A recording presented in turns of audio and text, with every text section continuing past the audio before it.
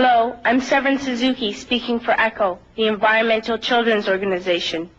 We're a group of 12 and 13-year-olds trying to make a difference. Vanessa Seti, Morgan Geisler, Michelle Quigg, and me. We've raised all the money to come here ourselves, to come 5,000 miles to tell you adults you must change your ways. Coming up here today, I have no hidden agenda. I am fighting for my future. Losing my future is not like losing an election or a few points on the stock market.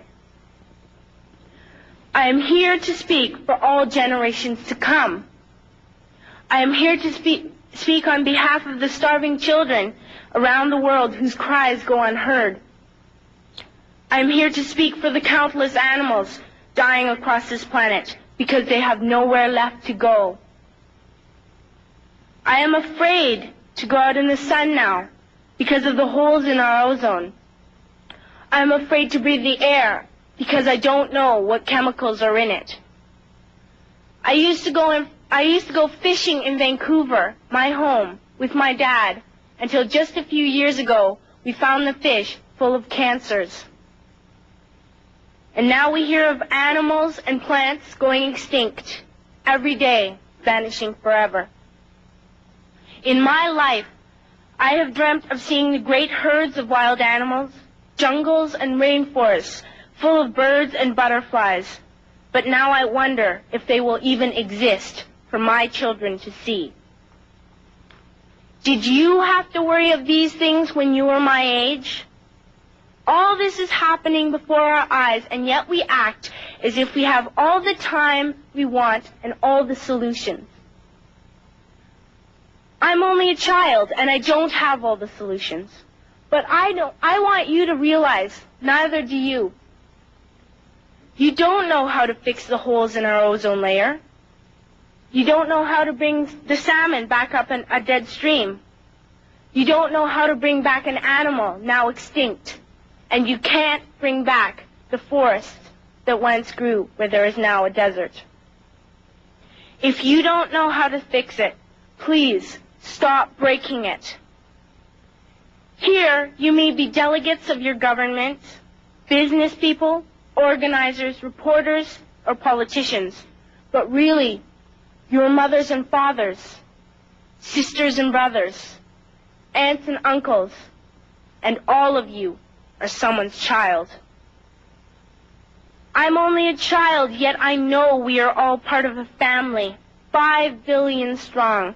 In fact, 30 million species strong. And borders and governments will never change that. I'm only a child, yet I know we are all in this together and should act as one single world towards one single goal. In my anger, I am not blind, and in my fear, I am not afraid of telling the world how I feel. In my country, we make so much waste. We buy and throw away, buy and throw away, buy and throw away, and yet northern countries will not share with the needy. Even when we have more than enough, we are afraid to share. We are afraid to let go of some of our wealth. In Canada, we live the privileged life, with plenty of food, water, and shelter. We have watches, bicycles, computers, and television sets. The list could go on for 2 days. 2 days ago, here in Brazil, we were shocked when we spent time with some children living on the streets. This is what one child told us. I wish I was rich. And if I were, I would give all the street children food, clothes, medicines, shelter, and love and affection.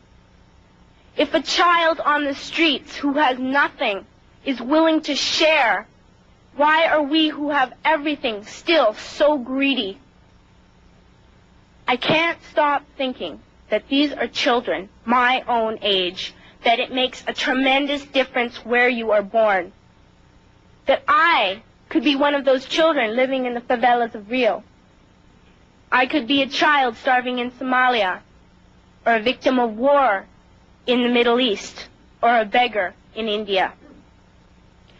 I am only a child, yet I know if all the money spent on war was spent on finding environmental answers, ending poverty, and finding treaties, what a wonderful place this earth would be.